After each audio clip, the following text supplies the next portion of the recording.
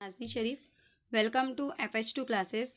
Friend, आज की इस वीडियो में हम लोग CDP के क्वेश्चन सॉल्व करेंगे। जो सेट 11 है उसके ऑलरेडी हमारे जो CDP के क्वेश्चंस हैं वो हो चुके हैं। हम आज की इस वीडियो में सेट 12 और सेट 13 और अगर आगे का भी सेट का पॉसिबल होता है तो उन सेट्स के आज हम सिर्फ CDP के क्वेश्चंस को एक ही वीडियो में कवर करने की कोशिश करेंगे। ज़्यादा से ज़्यादा क्वेश्चंस कवर करने की हम कोशिश करेंगे ताकि एग्ज़ाम तक हमारा सिलेबस और हमारा जो प्रीवियस ईयर पेपर है वो पूरे कंप्लीट हो जाए। तो हम सब्जेक्ट वाइज अब यहाँ से जो है वो सीरीज़ स्टार्ट करेंगे। एक सब्जेक्ट के पहले पूरे सेट कंप्लीट होने के बाद नेक्स्ट जो सब्जेक्ट है वो स्टार्ट होगा।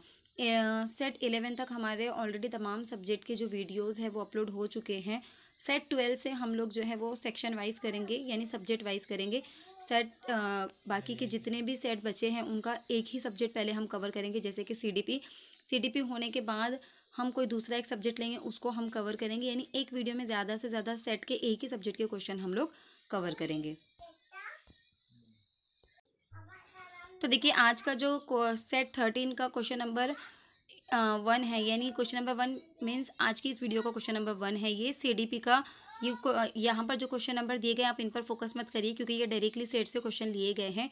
इसके लिए वहाँ पे नंबर जो है वो आपको सीरियली नज़र नहीं आएंगे। ओके, तो देखिए यहाँ पर आज की इस वीडियो का हमारा ये सेट 13 है। सेट 13 का CDP का जो फर्स्ट क्वेश्चन है वो कुछ इस तरह से है। Impairment in social communication, social interaction and social imagination is seen in, यानी समाजी राब्ते, समाजी तामुल, समाजी तसव्वुर में नुक्स को समझा जाता है। क्या कहा जाता है? डाउन सिंड्रोम कहा जाता है, एस्पर्गर सिंड्रोम कहा जाता है, या मेंटल रिट्रेशन कहा जाता है, या नन ऑफ दिस कहा जाता है। तो देखिए यहाँ पर जो है किस चीज़ की बात हो रही है? सोशल कम्युनिकेशन, यानी ऐसी प्रॉब्लम जहाँ पर जो बच्चा है उसको सोशल कम्युनिकेशन यानी समाज में बातचीत करने में उसको दुश्वारी होती है, ज़्यादा लोगों से वो इंटरफेस नहीं कर पाता है, ज़्यादा इंटरेक्शन नहीं कर पाता है वो। तो ऐसे जो नुक्स है इसको क्या कहा जाता है? इसको कहा जाता है Asperger's syndrome. Okay, Asperger's syndrome कहा जाता है इसको। ओके, तो देखिए ये जितने भी सिंड्रोम्स वगैरह हैं आपको ये यहाँ पर, जैसे कि अभी सीटेट के अंदर डिसऑर्डर से रिलेटेड क्वेश्चन आते हैं, वैसे यहाँ पर जो है जो क्वेश्चन ज़्यादातर सेट में देखे गए हैं वो कुछ ऐसे डिसीजेज से रिलेटेड देखे गए हैं जो कि सीटेट में बिल्कुल भी नहीं हमने अ, उसकी स्टडी किए थे। ओके, तो ये जो जितने भी प्रॉब्लम्स बच्चों के अंदर देखे जाते हैं जो कि खास कर उनके बिहेवियर से रिलेटेड है, ऐसे जो प्रॉब्लम्स है इनको आपको देखकर जाना है। जैसे कि डाउन सिंड्रोम क्या है, कैसी बीमारी, इसके बारे में भी पूछा जा सकता है कि डाउन सिंड्रोम के सिम्टम्स क्या है, या डाउन सिंड्रोम जिस बच्चे को होता है उसका बिहेवियर कैसा होगा, या मेंटल रिटार्डेशन वाला बच्चा कैसा होगा। यानी ऐसे टाइप के जितने भी प्रॉब्लम्स हैं आपको इनको अच्छे से देखकर जाना है। ओके, नेक्स्ट क्वेश्चन देखिए क्या है। The arc type that present the dark, unwelcome and animalistic side of personality, यानी आर्क की किस्म जो अंधेरे की नुमाइंदगी करती हैं, शख्सियत का गैर खुशगवार और जस्ट अ मिनट, उर्दू के क्वेश्चंस में थोड़ा सा यहाँ पर ब्लर है और थोड़ी सी प्रॉब्लम है।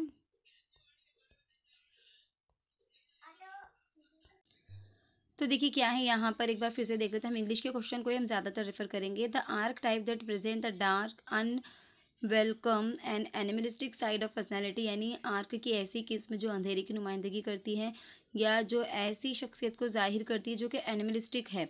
ओके, एनिमलिस्टिक पर्सनैलिटी को जो कि जाहिर करती हैं, तो ऐसे इसको क्या कहा जाएगा? ओके, यहाँ पर दिया गया है पर्सोना, शैडो, एनिमस और एनिमा। तो देखिए एनिमस, एनिमा, यहाँ पर एनिमलिस्टिक की वजह से जानबूझ के ऐसे ऑप्शन दिए गए हैं। ओके, तो आपको यहाँ पर जो इसका सही जवाब है वो शैडो है। हम अगर देखेंगे तो अंधेरे की नुमाइंदगी कौन करता है? शैडो या साया हम कहेंगे इसको, ये करता है। तो आप चाहे तो इससे भी अंदाज़ा लगा सकते हैं कि रिप्रेजेंट द डार्कनेस, तो डार्कनेस का जो रिप्रेजेंटेशन है वो कौन है? शैडो है। ओके, तो यहाँ पर जो है इसका सही जवाब ऑप्शन नंबर बी होगा। नेक्स्ट क्वेश्चन की तरफ बढ़ते हैं। The age of, next question देखिए क्या है। Suppose you are an ambitious teacher, you have high ideals for classroom teaching, but you hard labor goes in when the reason is that the student result is not satisfactory. The reason of this problem is, यानी फ़र्ज़ करो आप एक पुरजोश उस्ताद हैं, आपके पास classroom के दर्स के लिए आला तजुर्बात मौजूद है, लेकिन आपकी मेहनत ज़ाय हो जाती है। वजह है कि तालिब इल्म का नतीजा तसल्ली बख्श नहीं है। इस मसले की वजह यह है कि यानी आप कितनी भी मेहनत कर रहे हैं तो वहाँ पर जो रिज़ल्ट निकल कर आना चाहिए वो रिज़ल्ट हमको नहीं मिल रहा है बच्चों से। तो इसकी मसले की वजह क्या हो सकती है? तालिब इल्मों की तालीमी सतह में कमी, आपका आना वाला तदरीसी तौर तौर तदरीसी तर्ज़ अमल तालिब इल्म के इख्तियार से बाहर है। ये तालिब इल्मों के दरमियान इनफरादी इख्तलाफात या असातिज़ा को तलबा तक रसाई नहीं है। यानी यहाँ पर क्या सही इसका रीज़न हो सकता है कि बच्चों के से हमको जो रिज़ल्ट निकल कर आना चाहिए वो रिज़ल्ट हमको नहीं मिल रहा है कितनी भी मेहनत करने के बावजूद। तो यहाँ पर ये जो इंडिविजुअल डिफरेंस है अमंग द स्टूडेंट, यानी आप कितने भी काबिल हों, आपको बच्चों के लेवल पर ही जाकर आपको स्टडी करानी है। क्लास में अलग अलग तरह के बच्चे होते हैं, उनके जो लेवल होता है वो अलग अलग होता है। ओके, किसी को जल्दी समझ में आ जाता है, किसी को लेट समझ में आता है, किसी को टीचिंग एड के ज़रिए जल्दी समझ में आता है, किसी को सिर्फ बोलकर भी समझ में आ जाता है। तो ऐसे इंडिविजुअल डिफरेंसेस बच्चों के दरमियान पाया जाता है।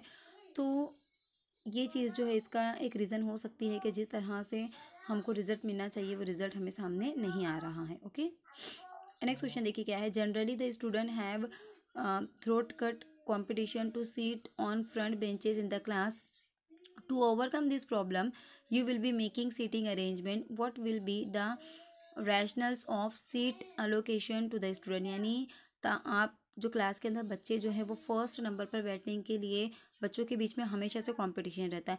तो इस मसले को हल करने के लिए अगर आप बच्चों को अपने हिसाब से सीटिंग अरेंजमेंट अगर करेंगे तो आप किस तरह से करेंगे, क्या चीज़ को आप ध्यान में रखेंगे? The age and height of the student, यानी आप बच्चों की एज और हाइट के मुताबिक उनको बैठाएंगे। The personal relationship with the child, यानी आपस में बच्चों का क्या ताल्लुकात ज़ाती आप उसको देखेंगे। The mental level of the children, या बच्चे का मेंटल लेवल कैसा है, उसकी जहनी सतह कैसी है वो देखेंगे। या the economic and social status of the children, या आप ये देखेंगे कि उसका सोशल स्टेटस क्या है, यानी वो किस बैकग्राउंड से आया है। तो देखिए यहाँ पर जो फोकस करने वाली बात है, यानी अगर आपको सीटिंग अरेंजमेंट बच्चों की करनी है क्लास में तो आप किस चीज़ को फोकस करोगे? बच्चों की एज एंड उनकी हाइट के हिसाब से, यानी जो कम हाइट वाले बच्चे हैं उनको आप फर्स्ट रो में बैठाओगे, उससे थोड़ी ज़्यादा हाइट वालों को पीछे, या जो छोटी एज में कम बच्चे उनको पहले बैठाओगे और ज़्यादा एज वाले बच्चों को पीछे की रो में बिठाओगे। इस तरह से हाइट और एज के मुताबिक आप अरेंजमेंट कर सकते हैं। ओके, नेक्स्ट क्वेश्चन देखिए क्या है। The teacher is called the leader of the class, the justification of this nickname is, यानी जो टीचर को है वो क्लास का लीडर कहा जाता है। तो इसकी क्या वजह हो सकती है? Because he masters the art of oratory like a political leader, यानी क्योंकि उसके अंदर उसने मास्टरी की है एज अ पॉलिटिकल लीडर, उसके पास फ़न है। ये because he is the autocratic emperor of his class, क्योंकि वो अपनी क्लास का खुद मुख्तार शहंशाह, यानी वो कुछ भी कर सकता है अपनी क्लास में, इसलिए उसको लीडर कहा जाता है। Because he belong to recognize teachers union, क्योंकि वो मारूफ टीचर के इत्तेहाद से ताल्लुक़ रखता है, यानी बाकी टीचरों के साथ उसका इत्तेहाद है, इसके लिए उसको लीडर कहा जाता है। Because he has the power to shape the students mentality about a particular subject concept art, या फिर इसकी वजह ये हो सकती है कि उसके पास पावर है कि वो बच्चों को शेप दे सकता है, बच्चों की मेंटली तौर पर उनको शेप दे सकता है, उनको संवार सकता है, या किसी सब्जेक्ट से रिलेटेड, किसी कंसेप्ट से रिलेटेड उसके पास इतना पावर होता है। ओके, तो इसके जो सही जवाब होगा ये ऑप्शन नंबर डी ही होगा। क्या है? क्योंकि इसके पास एक ख़ास मौजू तसव्वुर फ़न के बारे में तालिब इल्म की शख्सियत को तब्दील करने की ताकत है, यानी जो बच्चे होते हैं वो अपने पेरेंट्स से ज़्यादा टीचर की बातें सुनते हैं, यानी हम उनको जो सिखाते हैं टीचर्स एज अ टीचर, बच्चे उस पर ज़्यादा फोकस करते हैं। अगर आप बच्चों को बोलेंगे कि खड़े होकर जो है पानी पीना सही है, तो उनके पेरेंट्स कितना भी बोल दे कि पानी बैठकर पीना चाहिए, बच्चा यही कहेगा कि नहीं, मेरे टीचर ने खड़े होकर पानी पीने के लिए कहा है। यानी जो टीचर है वो बच्चों की शख्सियत साजी में बहुत ज़्यादा अहम किरदार अदा करता है। ओके,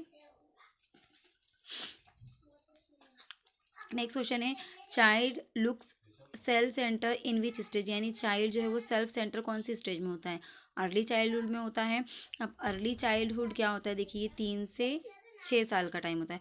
अडोलेसेंस में होता है। अडोलेसेंस यानी ये एडल्टहुड और चाइल्डहुड के बीच का जो टाइम होता है उसे अडोलेसेंट कहा जाता है। ओके, तो ये 12 से 15 भी हो सकता है, या कहीं कहीं पर 11 से 17 वगैरह भी दिया गया है।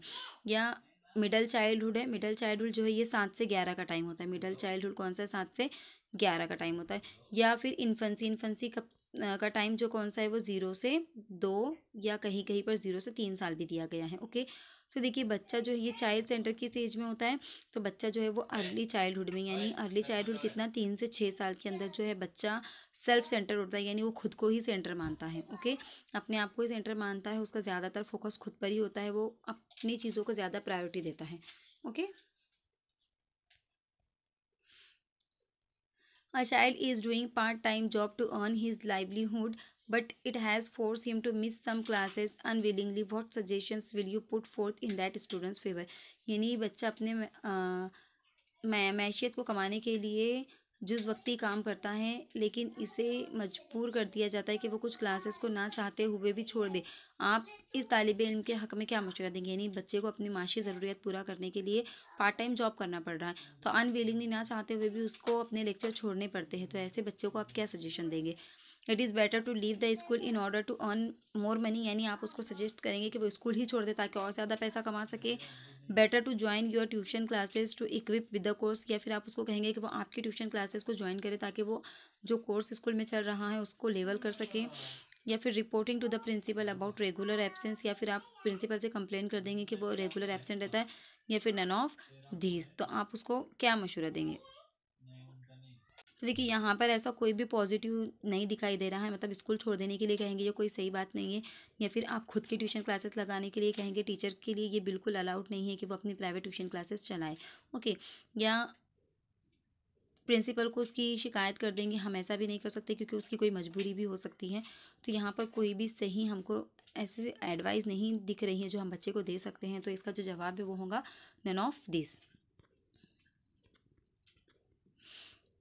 नेक्स्ट क्वेश्चन है, if a student become unconscious during the period what will you like to do? यानी अगर बच्चा पीरियड के दरमियान अनकॉन्शियस हो जाता है, उसको बेहोश हो जाता है, तो आप क्या करेंगे? Hurriedly rushing to the principal's office and canvassing for help impatiently, यानी जल्दी से प्रिंसिपल के ऑफिस में जाएंगे और फौरी मदद के लिए इकदामात करेंगे। या फिर giving first aid to the student and try to contact the school's doctor, या फिर अब तालिब इल्म की आप इब्तदाई मदद करेंगे और स्कूल के डॉक्टर से रब्ता कायम करने की कोशिश करेंगे।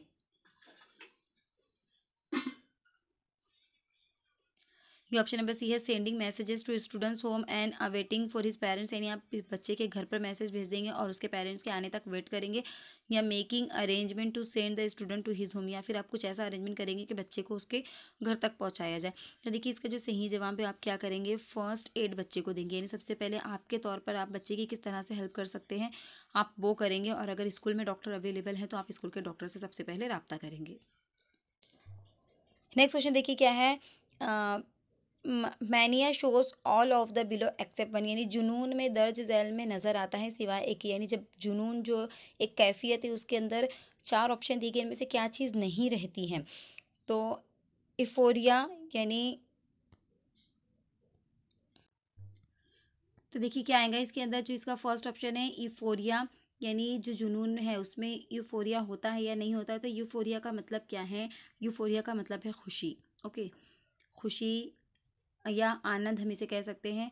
ह्यूमर यानी मज़ा, हाइपर एक्टिविटी यानी तेज़ रफ्तारी, और थॉट डिसऑर्डर यानी सोच की खराबी। तो देखिए इनमें से जो है जुनून के टाइम पर जो है ये ह्यूमर, मज़ा नहीं होता है। ओके, यानी यहाँ पर यूफोरिया भी होता है, यानी बच्चा बहुत ज़्यादा खुश भी होता है, हाइपर एक्टिव भी होता है, मतलब जब जुनून में आता है तो बहुत ज़्यादा तेज़ रफ्तारी भी आ जाती है, और सोच की खराबी भी हो जाती है, यानी कुछ सोच समझने की कैफियत ख़त्म हो जाती है, बस उस चीज़ को करने का जुनून सवार हो जाता है। लेकिन मज़ा जो है यहाँ पर ह्यूमर, इस टाइप का कोई भी जो कैफियत है वो नहीं होती है। नेक्स्ट क्वेश्चन देखिए क्या है, if you select a monitor in your class which criteria will be followed by you in this selection, यानी अगर आप आपकी क्लास में मॉनिटर को सिलेक्ट करना चाहते हैं तो आप क्या चीज़ देखेंगे बच्चे के अंदर, या किस चीज़ के बेसिस पे आप उसको मॉनिटर बनाएंगे? On the basis of democratic ideas through election, यानी जमहूरी नज़रियात की बुनियाद पर आप इलेक्शन लेंगे, बच्चों को वोट देने के लिए कहेंगे और जिस बच्चे को ज़्यादा वोट मिलेंगे आप उसको मॉनिटर बनाएंगे। या on the basis of physical makeup, या फिर आप बच्चे की जिस्मानी साख्त को देखेंगे कि कौन सा बच्चा ज़्यादा हेल्दी है, कौन बच्चों को कंट्रोल कर सकता है। या on the basis of superiority in the class, या क्लास में बच्चे की अहलियत या वो कितना फेमस है ये देखेंगे। या फिर on the basis of personal preferences, या फिर आप बच्चे की जो पर्सनल प्रेफरेंसेस है उसकी क्या तरजीह है, वो किस चीज़ को तरजीह देता है आप ये देखेंगे, या बच्चे किस बच्चे को ज़्यादा तरजीह देते हैं आप ये देखेंगे। तो देखिए यहाँ पर सबसे बेहतर तरीका ये होगा कि आप वहाँ पर जमहूरी नज़रिया अपनाएंगे, यानी आप वहाँ पर बच्चों से इलेक्शन के तौर पर उसको सिलेक्ट करने के लिए कहेंगे, जिस बच्चे को ज़्यादा वोट आएंगे वो जो है मॉनिटर बनेगा। ओके, नेक्स्ट क्वेश्चन देखिए क्या है। It is sad that a teacher should send an example by his model behaviour because, यानी ये कहा जाता है कि एक उस्ताद को अपने रवैये की मदद से एक मिसाल कायम करना चाहिए, यानी बच्चे के अंदर हमको जो चीज़ जो रवैये में तब्दीली लानी है पहले उस्ताद को खुद वो रवैया इख्तियार करना चाहिए। क्यों ऐसा कहा जाता है? तो the students give him high respect, क्योंकि तालिब इल्म जो है उस्ताद को ज़्यादा रिस्पेक्ट देते हैं। ही makes solid function of moral values, या वो अखलाकी इकदार की मजबूत बुनियाद रखता है। या ही develops his large following as a spiritual guru, या वो एक रूहानी गुरु के तौर पर बड़ी पैरवी रखता है, यानी बच्चे उसको एज अ स्पिरिचुअल गुरु मानते हैं और वो जो टीचर करेगा वैसा ही बच्चे भी करेंगे। या फिर ही डेवलप जॉब सेटिस्फेक्शन, या वो नौकरी के इत्मीनान को फ़रोग देता है। तो देखिए यहाँ पर क्या आएगा, इसका जो सही जवाब होगा वो होगा option number B, he makes solid foundations of moral values, यानी वो अखलाकी इकदार की मजबूत बुनियाद रखता है, यानी वो जैसा करेगा उसको देखकर बच्चे वैसा ही बिहेव करेंगे, वैसा ही रवैया बच्चे अपनाएंगे। ओके, तो इसलिए उस्ताद को जो है अगर हमको अपने बच्चों में जो भी बिहेवियर या जो भी तब्दीली लानी है पहले खुद उस्ताद को अपने अंदर वो चीज़ें इख्तियार करनी होंगी। नेक्स्ट क्वेश्चन देखिए क्या है। Adolescent come from a Latin word, यानी जो अडोलेसेंट है वो किस लैटिन वर्ड से आया है। अडोलेस्कियर, यहाँ पे देखिए सब सेम ही दिखेंगे आपको, लेकिन आपको सिर्फ स्पेलिंग याद रखनी है कि जो उसकी सही स्पेलिंग है वो कुछ इस तरह से है। ओके, आपको ये स्पेलिंग याद रखनी, बाकी का लिखा हुआ सब जो रीडिंग है पढ़ने में सब आपको एक जैसे ही प्रोनाउंस होंगे, एक जैसे ही सुनाई देंगे, तो इसलिए आपको उसकी स्पेलिंग यहाँ पर लर्न करनी है। अडोलेसेंट जो है ये अडोल्स्कियर से लिया गया वर्ड है। ओके, नेक्स्ट क्वेश्चन देखिए क्या है। It is popularly said that any two student are not alike, the meaning of this phrase is, यानी ये कहा जाता है कि दो स्टूडेंट बिल्कुल भी एक जैसे नहीं होते हैं, पूरी तरह से एक जैसे नहीं होते। तो इसका मतलब क्या है। The students differ in their physical makeup, यानी हर बच्चे की जिस्मानी साख्त अलग होती है, तो बिल्कुल हर बच्चे की जिस्मानी साख्त अलग होती है। Okay, the students differ in their mental makeup, हर बच्चे की जहनी सलाहियत भी अलग अलग होती है, कोई होशियार होता है, कोई कम जहीन होता है, कोई एवरेज होता है, कोई बिलो एवरेज होता है, मतलब सबकी जहनी सलाहियत भी अलग अलग होती है। The students differ in there familial and social status, बिल्कुल हर बच्चा अलग फैमिली बैकग्राउंड से अलग सोशल बैकग्राउंड से आता है, सभी बच्चे एक ही तरह के बैकग्राउंड से नहीं आते। तो ये तीनों भी चीज़ें इसमें शामिल है, इन तीनों चीज़ों को हम इंडिविजुअल डिफरेंसेस कह सकते हैं। तो all the above statements are correct. Next question देखिए क्या है। Suppose a teacher has short height, it creates an obstacle in utilising the black board in a justifiable manner, therefore the students cannot follow the lesson in spite of utmost care taken by the teacher in such a condition, what would you like to suggest him। यानी फ़र्ज़ करें कि आप एक उस्ताद या एक उस्ताद का कद छोटा है, ये सही तरीके से तख्ते सिया के इस्तेमाल में रुकावट पैदा करते हैं, यानी उनका कद छोटा होने की वजह से वो ब्लैक बोर्ड का सही यूज़ नहीं कर पा रहे हैं। तालिबे इल्म उस्ताद की तरफ से की जाने वाली इंतहाई देखभाल के बावजूद सबक के साथ नहीं चल सकती, यानी जो उस्ताद है वो कितना भी केयरफुली ध्यान दे, कितना भी केयरफुली बच्चों को पढ़ाए, लेकिन जो बच्चे हैं वो उस्ताद के साथ नहीं चल पा रहे हैं, इसी हालत में आप इसको क्या मशवरा देंगे। तो आप क्या मशवरा देंगे उस्ताद को। Good, at least you can save your labour and clothes from dust particles, यानी कम से कम बेहतर है कि आप अपनी मेहनत और कपड़े धूल के ज़रा से बचा सकते हैं। या you suggest him to make a temporary platform of bricks with the help of the student, या आप उनको कहेंगे कि एक आर्जी तौर पर प्लेटफॉर्म बनाए बच्चों की मदद से। या you suggest him to make a complaint with the principal, या फिर आप प्रिंसिपल से कंप्लेंट करने के लिए कहेंगे। या collect donation from his student to construct the black board, या फिर आप बच्चों से डोनेशन जमा करेंगे, बच्चों से पैसे लेंगे ताकि ब्लैक बोर्ड को आप कंस्ट्रक्ट कर सकें। तो देखिए यहाँ पर पॉजिटिव हमको एक ही चीज़ नज़र आ रही है कि you suggest him to make a temporary platform, यानी वो जो सिचुएशन है उसको हैंडल करने के लिए आप टेम्प्रेरी वहाँ पर एक ब्रिक्स की मदद से, ईंटों की मदद से प्लेटफॉर्म बनाएंगे ताकि उस्ताद जिसकी हाइट कम है वो सही तरीके से ब्लैक बोर्ड का यूज़ कर पाएँ। नेक्स्ट है, if you get an opportunity to teach a blind student along with normal student, what type of treatment would you like to give him in the class. यानी अगर आप एक नाबीना बच्चे को नॉर्मल बच्चों के साथ पढ़ा रहे हैं तो आप उसके लिए क्या प्रिकॉशन लेंगे। Take care of him sympathetically in the classroom, यानी क्लासरूम में आप उसकी हमदर्दी का ख्याल रखेंगे। या arranging a seat in the front row and try to keep teaching pace according to him, या फिर आप सामने की जो रो है वहाँ पर उसको जगह रखेंगे और उसकी स्पीड के हिसाब से आप बरकरार रखने की कोशिश करेंगे। या not giving extra attention because majority suffer otherwise, या फिर आप उसको ज़्यादा सॉरी। तो देखिए यहाँ पर इसका जो सही जवाब होगा वो क्या होगा, arranging a seat in the front row and try to keep teaching pace according to him, यानी आप जो स्टार्टिंग की रो है, जो फर्स्ट रो है, वहाँ पर उसको जगह देंगे क्योंकि वो नाबीना है और उसकी स्पीड के हिसाब से आप खुद को बरकरार रखने की कोशिश करेंगे।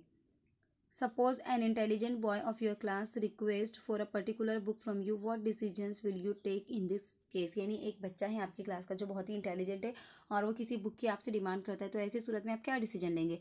Telling a lie that the book is not with you, यानी आप उससे झूठ कहेंगे कि आपके पास वो बुक नहीं है। ये giving a rational to help him is equal to crucial other students right on the same book, यानी ये दलील आप देंगे कि इसकी मदद करना इस किताब के मामले से दूसरे तलबा के हक तलाफ़ी के मुतरादिफ है, यानी आप दूसरे बच्चों का हक मार रहे हैं, ऐसा होगा। Giving the book without any hitch for a certain duration, यानी मुख्तसर अरसे के लिए आप बिला झिझक उसको किताब दे देंगे। या suggest him to purchase it for himself, या आप उसे कहेंगे कि वो बुक जो है वो खुद खरीद लें। तो देखिए यहाँ पर हमको पॉजिटिव आंसर की तलाश करना है, तो यहाँ पर giving a book without any hitch for a certain duration, यानी आप उसको कुछ अरसे के लिए तो दे सकते हैं वो किताब जिस किताब की भी बच्चे ने डिमांड किया है। ओके, यहाँ पर आप झूठ नहीं कहेंगे बच्चे से, या फिर आप ये भी नहीं कहेंगे कि दूसरे बच्चों की हक तलाफ़ी नहीं होगी क्योंकि दूसरे बच्चों ने उसकी डिमांड नहीं की है, सिर्फ उसी बच्चे ने उसकी डिमांड की है। ओके, और आप उसको ख़रीदने के लिए नहीं कहेंगे, उसको जब ज़रूरत है बच्चा उस किताब को रीड करके आपको वापस कर सकता है। नेक्स्ट क्वेश्चन है, ability to perceive complex relationship reason abstractly and solve problem can be called, यानी पेचीदा रिश्तों को समझने, मुजर्रिद तौर पर इस्तेदलाल करने और मुस्तकिल हल करने की सलाहियत को क्या कहा जाता है। ओके, तो फ्लूइड इंटेलिजेंस कहा जाता है, इंडिविजुअल टेस्ट कहा जाता है, इंटेलेक्चुअल गिफ्टेडनेस कहा जाता है, या मेंटल एज कहा जाता है। तो यहाँ पर इसको कहा जाता है fluid intelligence. Okay, next question है, dash occurs readily for strong response, यानी ठोस जवाब के लिए एक बड़ी आसानी से ख़त्म होती हैं। Okay, social facilitation, social respect, adaptability and none of the above, यानी क्या कहा जा रहा है, dash occurs readily for strong responses, यानी ठोस जवाब के लिए डैश बड़ी आसानी से ख़त्म होती हैं। तो देखिए इसका जो सही जवाब है वो क्या होगा, सोशल फैसिलिटेशन, यानी समाजी मालूनियत जो है वो यहाँ पर मुतासिर होती है। ओके, नेक्स्ट क्वेश्चन है, if a student wants to share his problem with his teacher, he visit his teacher for the same at home, in such a condition the teacher should, यानी एक बच्चा अपनी कुछ प्रॉब्लम टीचर के साथ share करना चाहता है तो वो उस प्रॉब्लम को शेयर करने के लिए टीचर के घर पहुंच जाता है, तो ऐसी सूरत में टीचर को क्या करना चाहिए। Extend reasonable help and boost his morals, यानी मुनासिब मदद को बढ़ाने और इसकी हौसला अफजाई को बढ़ाएंगे। ये suggest him to escape from his family, या कहेंगे कि उसकी फैमिली से अपने ख़ानदान से फ़रार होने का उसको मशवरा देंगे। या contact the students parents and solve his problem, या आप बच्चे के पेरेंट्स से को कॉन्टैक्ट करेंगे, इस प्रॉब्लम को सॉल्व करने की कोशिश करेंगे। या आप warn him never visit his home, या आप उसको वार्निंग देंगे कि वो बिल्कुल दोबारा घर पर ना आए। तो extend reasonable help and boost his moral, या यानी आप जितनी भी उसकी हेल्प हो सकती है वो करने की कोशिश करेंगे और उसकी हौसला अफजाई करेंगे, उसको हिम्मत देंगे। ओके, नेक्स्ट क्वेश्चन है, a child who is having lack of concentration he should be kept away from, यानी ऐसा बच्चा, एक बच्चा जिसमें तवज्जो जो है वो बरकरार ज़्यादा देर तक नहीं रख सकता। ओके, तो ही should be kept away from, तो उसको किस चीज़ से दूर रखना चाहिए। प्रोसीड फूड, प्रोसेस्ड फूड से उसको दूर रखना चाहिए। रॉ वेजिटेबल, यानी जो कच्ची सब्जियां होती है उससे, या फ्रूट से, या सीरियल्स यानी जो खाने के अनाज दालें वगैरह होती है उससे। देखिए यहाँ पे प्रोसीड फूड जो होता है, प्रोसीड फूड यानी क्या, जैसे जो फास्ट फूड वगैरह होते हैं उसको प्रोसीड फूड कहा जाता है। तो ऐसी चीज़ें हम बच्चों को दूर रखेंगे। ओके, नेक्स्ट क्वेश्चन है, suppose an intelligent student become unattentive due to some family problem as he has deep faith in you, he comes to you for this solution, what action will you take in his condition. यानी suppose एक intelligent बच्चा है लेकिन family problem की वजह से वो अनअटेंटिव हो गया, यानी क्लास के अंदर वो बिल्कुल भी तवज्जो नहीं दे पा रहा है और वो आपसे बहुत ज़्यादा आप पर यकीन रखता है, वो अपनी प्रॉब्लम लेकर आपके पास आता है, तो what action will you take in this condition, तो आप ऐसी सूरत में किस तरह से उसकी मदद करेंगे। You protect yourself as you fear you insult in such an issue, यानी आप खुद को प्रोटेक्ट करेंगे क्योंकि आपको डर है कि कहीं आपकी तौहीन ना हो जाए। You think patiently and suggest some favourable remedy, यानी आप खामोशी से सुनेंगे और उसको कोई फेवरेबल यानी कोई मुनासिब उसको आप सोल्यूशन देंगे।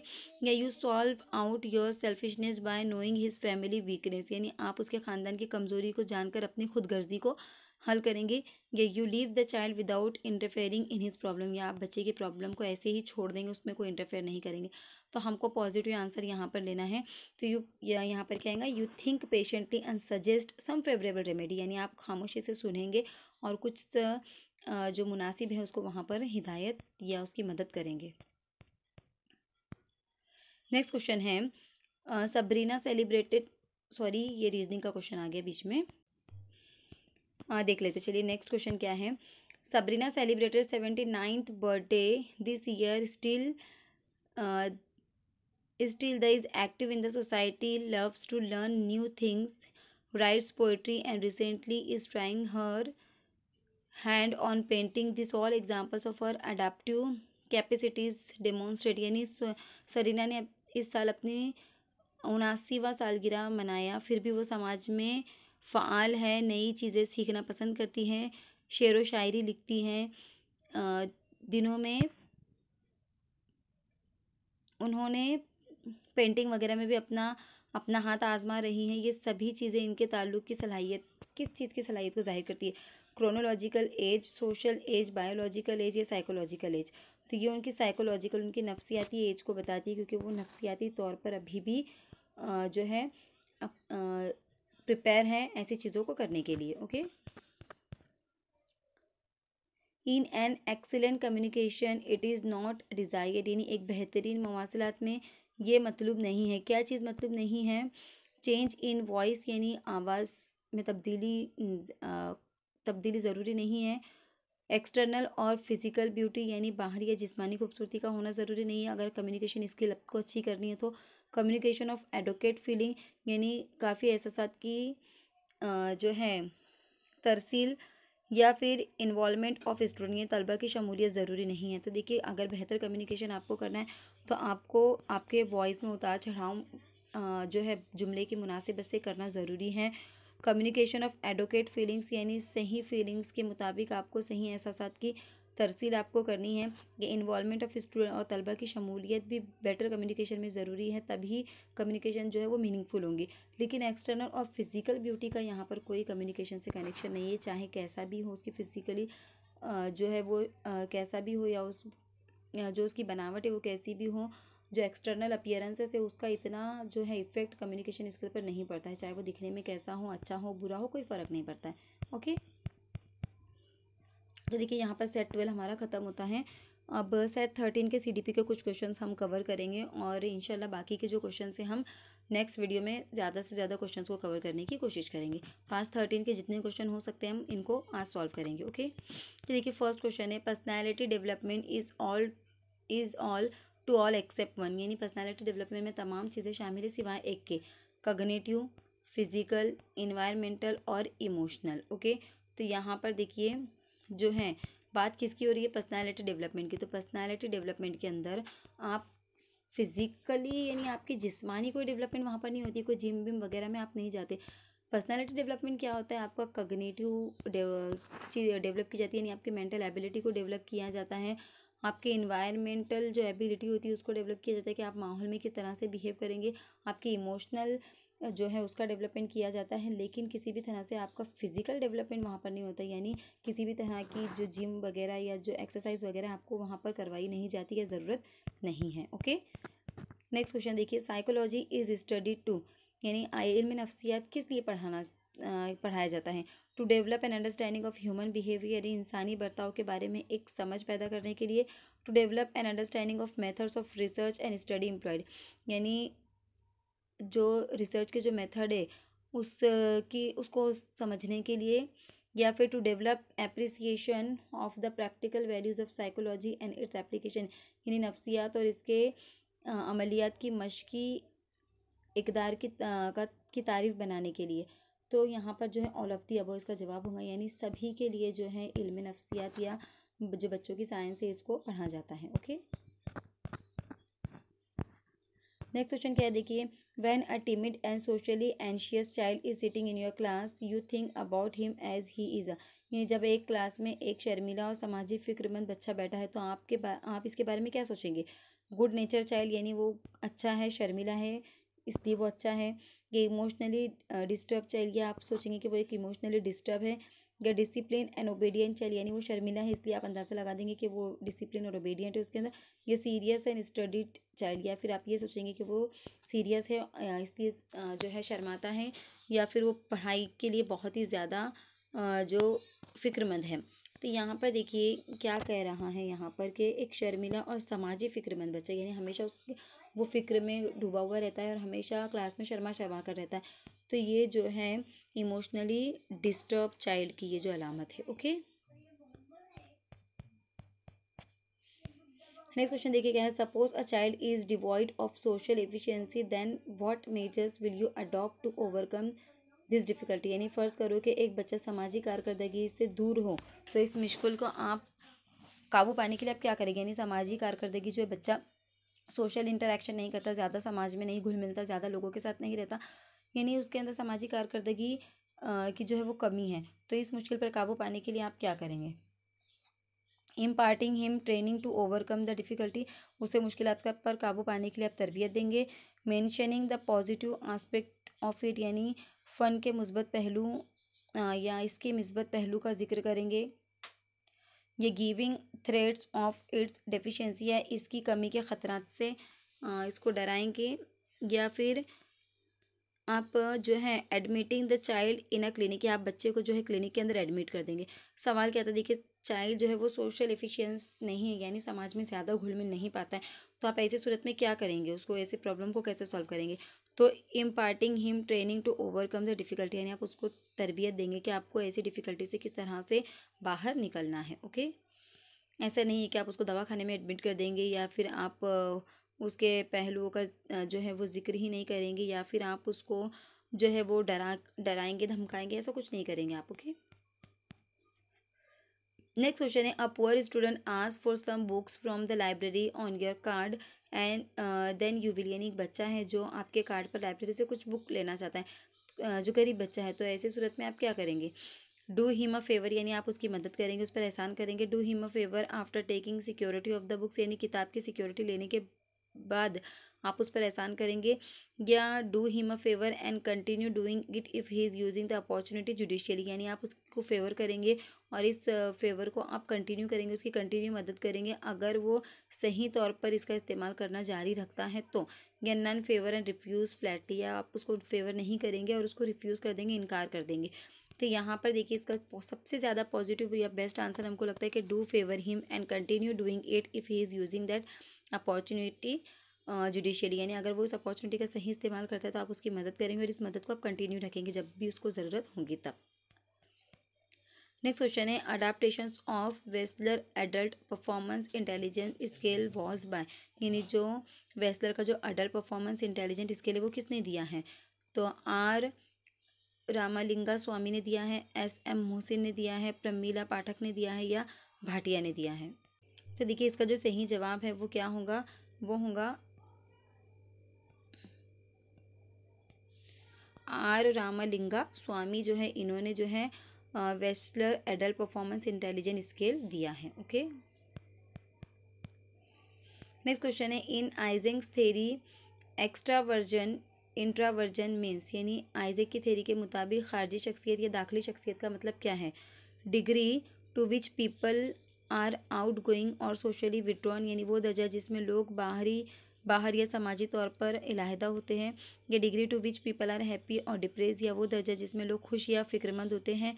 या degree to which people observe other or are unaffected, या वो दर्जा जिसमें लोग एक दूसरे का मुशाहिदा करते हैं या जो है अनमुतासिर रहते हैं, जो है मुतासिर नहीं रहते हैं। या नन ऑफ दिस। तो देखिए इसका जो सही जवाब होगा वो क्या होगा, यहाँ पर इसका सही जवाब होगा degree to which people are outgoing or socially withdrawn, यानी वो दर्जा जिसके लोग बाहर या समाजी तौर पर इलाहिदा होते हैं। आइजन थेरी एक्स्ट्रावर्जन या इंट्रावर्जन का मतलब यही होता है कि degree to which people are outgoing or socially withdrawn, यानी वो दर्जा जिससे के लोग बाहर या समाजी तौर पर इलाहिदा होते हैं। ओके, नेक्स्ट क्वेश्चन देखिए क्या है। If a student become aggressive frequently under normal condition, how would you train him in emotional control, यानी अगर कोई बच्चा है कि बार बार एग्रेसिव हो जाता है, नॉर्मल कंडीशन में भी वो जो है जज्बाती हो जाता है, तो ऐसी सूरत में आप उसके इमोशंस को कैसे कंट्रोल करेंगे। Applying पुनिटिव measures at the time of such behaviour expression, यानी इस तरह के रवैये के इजहार के वक्त जो है मुजरिमाना एक जो है इक़दामात का इतलाक़ करेंगे। या applying threat of expression for school, या स्कूल से ख़राज की उसको धमकी देंगे कि अगर उसने दोबारा ऐसा बिहेव किया तो उसको स्कूल से निकाल दिया जाएगा। या advise him to join the child guidance clinic, आप उसको एडवाइस करेंगे कि वो जो चाइल्ड गाइडेंस क्लिनिक है उसको ज्वाइन करे। या monitor his behaviour through various scientific observation, या आप अलग अलग साइंटिफिक ऑब्जर्वेशन के ज़रिए जो है उसके बिहेवियर को मॉनिटर करेंगे, उसका मुशाहिदा करेंगे। तो ऑप्शन नंबर डी इसका सही जवाब होगा। नेक्स्ट क्वेश्चन है the concept of dash was propose by Fritz Heider, यानी फ्रिट्ज हाइडर ने कौन सी कंसेप्ट को बयान किया है। Planning, prediction, balance, relationship. तो यहाँ पर देखिए इसका जो एकदम जवाब है, ये फैक्चुअल क्वेश्चन है, इसमें हम कुछ नहीं कर सकते। बैलेंस जो है यहाँ पर इसका सही जवाब है। ओके, नेक्स्ट क्वेश्चन देखेंगे। Changing of believes to become more similar to other, यानी दूसरों के माने ज़्यादा बनने के लिए अपने जो है अपने बर्ताव में या अपने आप में तब्दीली लाना क्या कहलाता है। यानी जैसे सपोज़ आपके जो है कुछ नए फ्रेंड्स बन गए, अब आपका पहरावा उनका पहरावा बिल्कुल अलग अलग है, तो आप उनके जैसा बनाने की अपने आप को कोशिश करेंगे ताकि आप वहाँ पर उनके साथ टिक सके या उनके साथ आप कोऑर्डिनेट कर सकें। तो इसे क्या कहा जाता है, कन्वर्जन कहा जाता है, सोशलाइजेशन कहा जाता है, कन्फर्मिटी कहा जाता है, नन ऑफ दिस। तो इसे कन्फर्मिटी कहा जाता है, यानी किसी एक ग्रुप में रहने के लिए आप उन लोगों के जैसा बनने की कोशिश करते हैं, अपने आप को तब्दील करने की कोशिश करते हैं, तो इसे कहा जाता है कन्फर्मिटी। ओके, नेक्स्ट क्वेश्चन है the feeling of cyclothymic personality are as below except, यानी जुनून दौरी वाले अफराद के एहसासात में दर्ज झेल सभी पाए जाते हैं सिवाय एक के, यानी जुनून दौरी वाले जो अफराद होते हैं जिनको ज़्यादा हाई क्या कहेंगे हम, ज़्यादा हाइपर एक्टिव होते हैं, तो इसे क्या कहेंगे, क्या इसके अंदर शामिल है। The feeling of cyclothymic personality are as below except, यानी सिर्फ एक इसमें जो शामिल नहीं होगा। मूड स्विंग, यानी मज़ा चलता रहता है, या एक्सेसिव प्लानिंग, या इजाफी प्लानिंग, या स्पेंडिंग मनी, या फिर डिल्यूजन, या क्या कहेंगे हम इसको,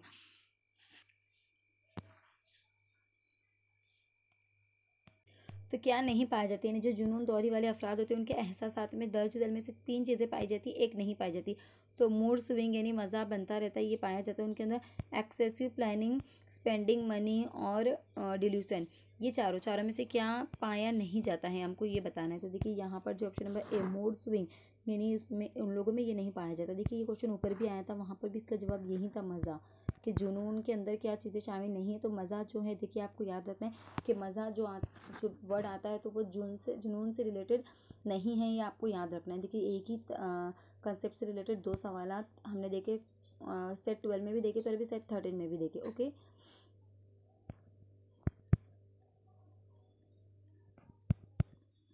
तो देखिए आज के लिए इतना ही, इतने क्वेश्चंस। सेट 12 हमने कंप्लीट सीडीपी के क्वेश्चन लिए, सेट 13 के हमने कुछ क्वेश्चन लिए, कुछ क्वेश्चन को हम सेट 14 और 15 के साथ जो है मर्ज कर देंगे जो सेट 13 के सीडीपी के क्वेश्चन रह गए हैं। ओके, तो देखिए इस वीडियो को ज़्यादा से ज़्यादा शेयर कीजिए, और जब आप वीडियो देखते हैं तो लाइक ज़रूर करिए। आप जितना लाइक करेंगे उतना जो है वीडियो आगे स्प्रेड होता है, आगे पब्लिश होता है। ओके, तो ज़्यादा से ज़्यादा शेयर कीजिए, और अगर आपको जो भी प्रॉब्लम है आप मुझे कमेंट करके पूछ सकते हैं। अगर आपने अभी तक मेरे चैनल को सब्सक्राइब नहीं किया है तो सब्सक्राइब ज़रूर करिए। नेक्स्ट वीडियो आने तक मुझे दुआ में याद रखिए। अल्लाह हाफिज़।